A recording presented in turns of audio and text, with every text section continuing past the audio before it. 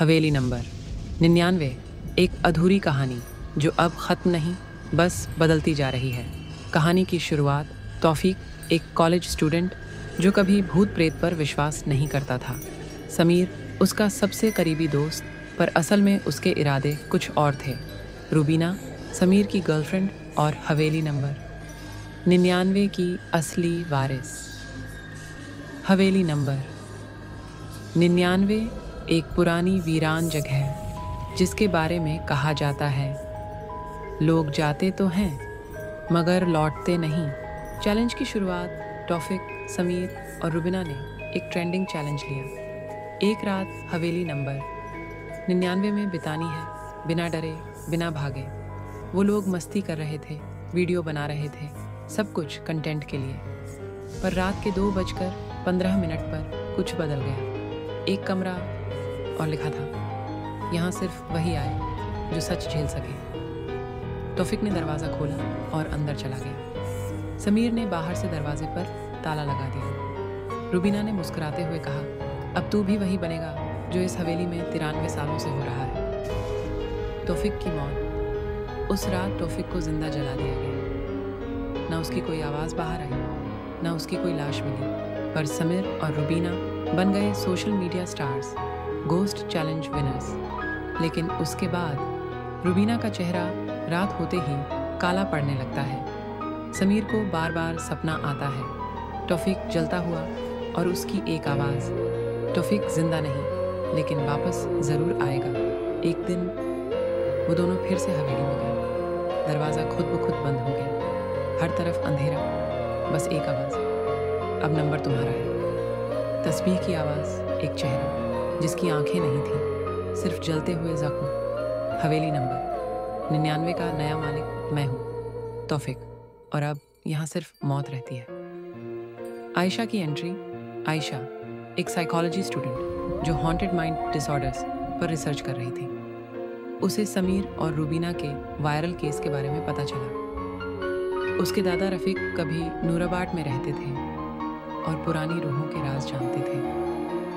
एक दिन दादा ने कहा था, अगर कभी किसी हवेली के दरवाजे पर 93 लिखा हो तो कभी मत जाना, वहाँ एक रूह है जिसे इंसाफ नहीं मिला। उसका नाम है तौफीक। अब आयशा को पता चला समीर और रुबीना गायब हैं और आखिरी बार उनका लोकेशन मिला था हवेली नंबर 99। अब तौफीक की आत्मा आदमी नहीं रही। रुबीना एक शीशों से घिरे कमरे में बंद है जहां उसका अपना ही चेहरा उसका पीछा करता है। समीर को हर 10 मिनट में वही सीन दिखता है, तौफीक को जलता हुआ।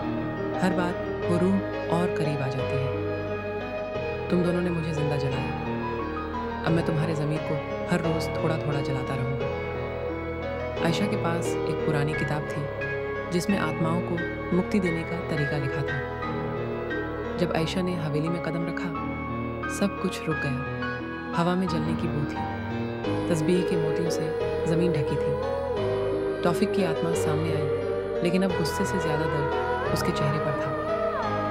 आयशा ने कहा, तौफीक, मैं तुझे मारने नहीं, तुझे आज़ाद करने आई हूँ। बदला तेरा था, पर अब तू कातिल बन गया है। तुझे अब अंधेरे में रहना है या रोशनी में लौटना है।